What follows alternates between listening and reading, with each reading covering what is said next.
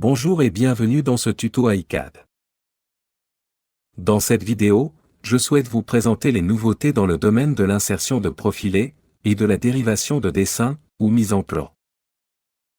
Ainsi donc, à partir du SP1 de iCAD 2025, de nouvelles options sont disponibles pour l'insertion des profilés, ainsi que pour la dérivation de dessins automatiques des profilés et des tôles de la structure métallique. Tout d'abord, pour la fonction « Insertion de profilé », il est désormais possible, lors de l'insertion du profilé, de définir le plan d'usinage souhaité. Cela permet de déterminer directement la direction d'insertion du profilé, et ce sans quitter la fenêtre d'insertion. Comme on peut le voir ici par exemple, il est désormais possible de sélectionner un plan quelconque, dans lequel le profilé doit être inséré avant la saisie du point final. Et, dans notre cas, pour les profilés, ici des piliers, on voit clairement que la sélection du plan, sans quitter la fonction, est un grand avantage. On arrive ainsi rapidement à l'objectif choisi, dans la fenêtre de dialogue ouverte pour l'insertion de profilés. Il ne reste plus qu'à sélectionner le plan correspondant aux poutres horizontales. Et nous avons terminé la première étape de l'insertion des profilés. Ensuite, les profilés insérés pourront être usinés, et reliés par des jonctions au moyen des macros de la structure métallique.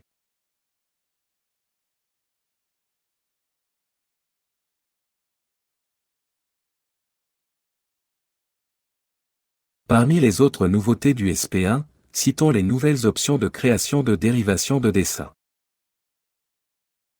La première nouveauté en matière de dérivation de dessin concerne les profilés non usinés. Pour ces derniers, les données de nomenclature seules suffisent, dans de nombreux cas, et les dessins de fabrication ne sont pas nécessaires. Il existe cependant, dans le gestionnaire de configuration, un paramétrage pour la dérivation de dessins des profilés non usinés. Et selon s'il est défini que les troncages sont des usinages, il est possible de paramétrer, à partir de SP1, que les dessins de fabrication ne soient pas créés, pour les profilés non usinés. Dans notre cas, les piliers de la plateforme ne sont pas usinés, le paramétrage dans l'éditeur de configuration indique que les troncages ne sont pas des usinages. Cela signifie, en particulier, que pour ces deux profilés, les vues ne doivent pas être générées dans le dessin d'exécution.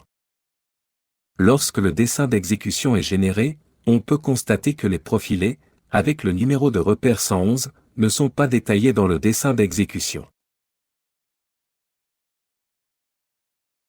Si un dessin d'exécution doit tout de même être généré pour certains profilés non usinés, il existe pour cela un paramétrage dans l'éditeur de configuration, qui est régulé par l'attribut « Note d'usinage ».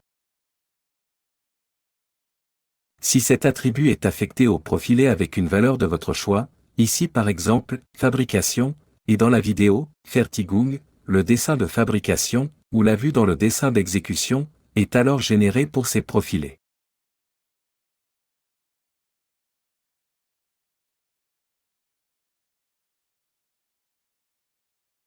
On voit ici donc que le dessin d'exécution, pour les profilés avec numéro de repère 111, est généré.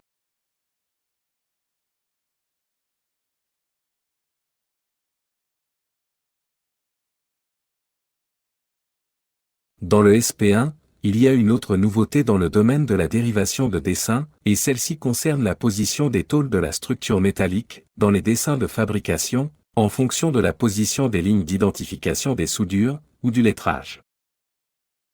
On sait que la position des tôles est basée sur le système de coordonnées des éléments, ou sur l'orientation des éléments. Ici, nous voyons que la vue de dessus de la tôle, à l'intérieur du dessin d'exécution, est axée sur le système de coordonnées des éléments. Pour mieux distinguer la situation, j'ai ajouté un coup de pointeau sur la face avant de la tôle.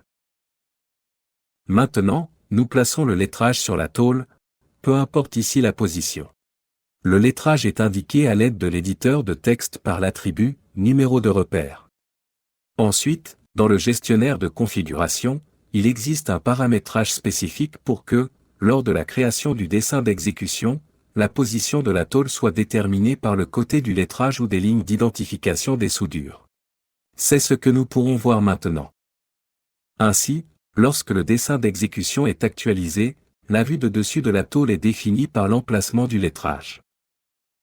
Petite précision encore. Si les lignes d'identification des soudures et le lettrage sont placées sur des côtés différents de la tôle, la position du lettrage est prioritaire, lors de la création du dessin de fabrication.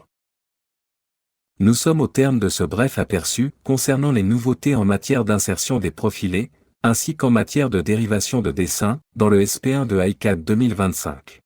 Il ne me reste plus qu'à vous remercier de votre attention, et à vous dire au revoir.